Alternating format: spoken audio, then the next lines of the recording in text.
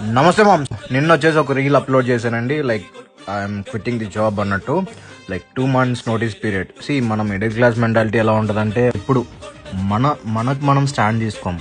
మనకు మనం స్టాండ్ తీసుకున్నప్పుడే అది అచీవ్ చేయగలం.